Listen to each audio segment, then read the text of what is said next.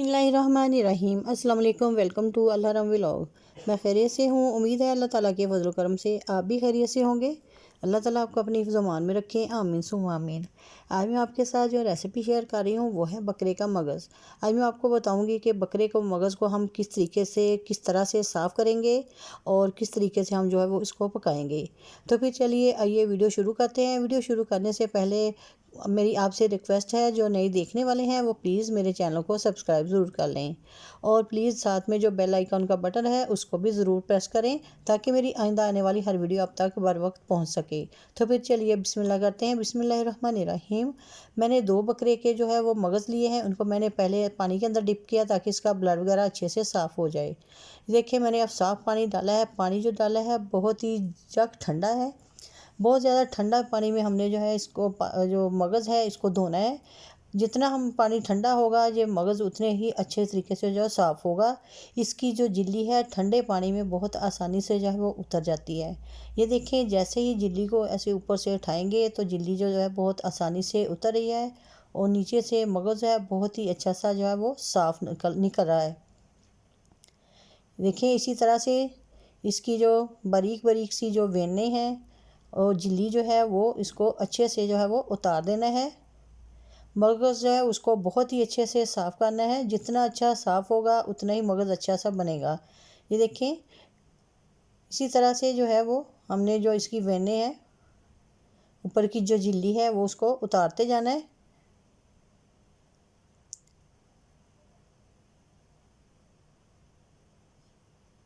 ये देखिए इस तरह से जो है कितना अच्छा सा जो मगज़ है वो साफ़ हो गया है और ये देखें इस जो झिल्ली है वो कितनी आसानी से उतर चुकी है। अभी मैं इसको 1 से 2 पानियों के अंदर दोबारा से धोऊंगी और धोने के बाद इसको बहुत अच्छे से जो है वो साफ़ कर लूँगी। ये देखिए अभी मैंने और एक दफ़ा पानी के साथ धोऊंगी। अभी भी इसको मैंने तकरीबन 3 से 4 पानी के अंदर जो है इसको वॉश किया है और माशाल्लाह से देखें वॉश करने के बाद इसकी शक्ल कितनी वाइट सी हो गई है। अब हम चीज़ें जो है पकाने के लिए जो यूज़ करेंगे, टमाटर मैंने लिए 3 अदद, लहसुन लिया है तकरीबन 3 टेबलस्पून के करीब है। ये मैंने सब्ज़ लहसुन जो था वो लिया था। सब्ज़ मिर्चें 3 से 4 अदद, प्याज 3 अदद और ये भी सब्ज़ लहसुन का जो ग्रीन पार्ट है वो है। दही मैंने लिया 3 टेबलस्पून, हल्दी पाउडर 1 टीस्पून, नमक हाफ़ टेबल स्पून, सुरख मिर्च ये भी हाफ़ टेबल स्पून के करीब है, 1 टेबल स्पून अदरक का पेस्ट और 1 टेबल स्पून के करीब गरम मसाला। सबसे पहले मैंने कढ़ाई को जो देखे चूल्हे के ऊपर जो है वो रख दिया है और उसके अंदर ऑयल जो है वो डाल दिया है। जैसे ऑयल गर्म हो जाएगा मैं इसके अंदर ऐड कर दूँगी प्याज। ऑयल जो था ये देखिए गर्म हो चुका था, मैंने इसके अंदर जो है वो प्याज जो है वो ऐड कर दिए। जैसे ही प्याज जो है थोड़े से नरम हो जाएंगे तो फिर मैं इसके बाद इसके अंदर ऐड कर दूंगी टमाटर। प्याज़ों को स्पैचुला की मदद से अच्छे से जो है वो मिक्स करना है ताकि हमारे प्याज जो सारे वो ऑयल के अंदर जो डिप हो जाए। प्याज जो है थोड़े से देखें नरम हो चुके हैं। अब मैं इसके अंदर ऐड कर रही हूँ टमाटर। टमाटरों को और प्याज को अच्छे से जो है वो भून लेना है ताकि अच्छे से जो टमाटर और प्याज जो है वो गल जाएँ और नरम हो जाए। और इसके साथ ही मैं डाल दूंगी जो मैंने लहसुन लिया था। लहसुन मैंने जो ताज़ा लहसुन आ रहा है अभी जो ग्रीन सा सब्ज़ सा, मैंने उसका जो वाइट पार्ट है वो मैंने डाल दिया है। ग्रीन पार्ट जो है मैं वो बाद में डालूँगी। अब मैं साथ में डाल रही हूँ अदरक का पेस्ट। अब इन सारी चीज़ों को डाल के बहुत अच्छे से भून लेना है ताकि लहसुन की जो स्मेल वगैरह है वो भी ना रहे, अच्छे से भून जाए और प्याज टमाटर भी अच्छे से जो है वो गल भी जाए और भुन भी जाए। माशाल्लाह से ये देखें सारी चीज़ें अच्छे से भुन चुकी हैं। अब मैं इसके अंदर जो ग्रीन पार्ट था लहसुन का वो डाल दिया मैंने। इसको भी अच्छे से जो भून लेना है। ये देखें ये भी कुक हो गया है। अब इसके अंदर मैं ऐड कर रही हूँ नमक। नमक मैंने लिया था तकरीबन हाफ़ टेबल स्पून के करीब। आप अपने हिसाब से जो है वो डाल सकते हैं कम या ज़्यादा। 1 टीस्पून के करीब मैंने लिया था हल्दी पाउडर, 1 टीस्पून मैंने सुरख मिर्च पाउडर लिया। अब इन सारी चीज़ों को डालने के बाद इनको अच्छे से भून लेना है और साथ में थोड़ा सा जो पानी डालें ताकि जो मिर्चें हैं वो जले नहीं। अच्छे से जो है इनको मिक्स करते जाएं और हिलाते जाएं। जब मसाला अच्छे से भुन जाए, अब मैं इसके अंदर ऐड करूँगी कुछ कुटी हुई लाल मिर्च और साथ में डाल दूँगी अब मैं दही मैंने तकरीबन 3 टेबलस्पून के करीब लिया था। इससे जो है कि जो मसाले का टेस्ट है वो बहुत ही अच्छा सा आएगा। प्याली को अच्छे से साफ़ करना है।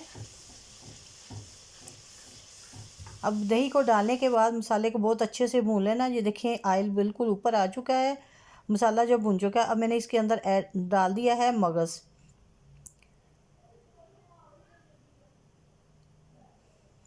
मगज़ को डालने के बाद अब अच्छे से जो है इसको मिक्स कर लेना है और चम्मच की मदद से ऐसे इसको तोड़ते जाएं। अब इसको थोड़ी देर के लिए मैं कवर करके रख दूंगी ताकि जो भाप की मदद से जो मगज़ है वो अच्छे से जो गल जाएगा और बहुत अच्छे से फिर वो बारीक भी हो जाएगा। ये देखिए मैंने 2 से 3 मिनट जो था इसको कवर करके रखा था कढ़ाई को।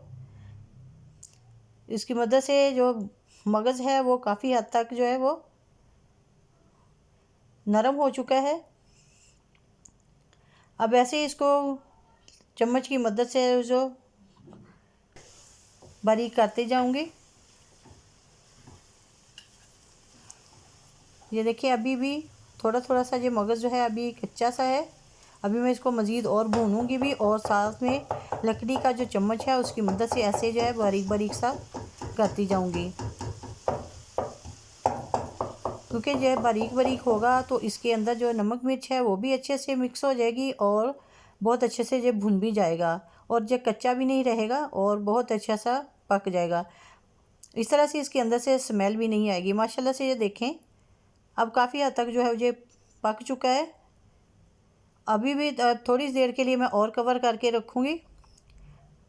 2 से 3 मिनट जो है मैंने इसको कवर करके रखा था और फिर इसको बहुत अच्छे से जो है वो भून लिया है और ऑयल जो है वो काफ़ी हद तक ऊपर आ गया है। वो इसके अंदर मैंने डाल दिया है गरम मसाला और साथ में मैं डाल दूँगी सब्ज़ मिर्चें 2 अदद, जिनको सेंटर में से जो है कटिंग कर लिया है। और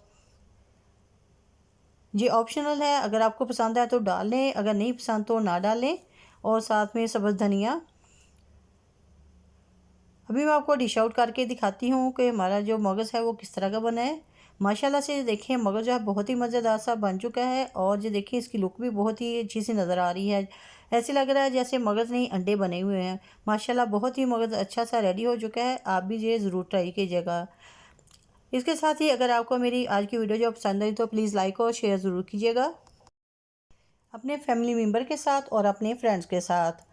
और इसके साथ ही मुझे दीजिएगा इजाज़त। अपनी दुआ में याद रखिएगा। अल्लाह हाफिज़।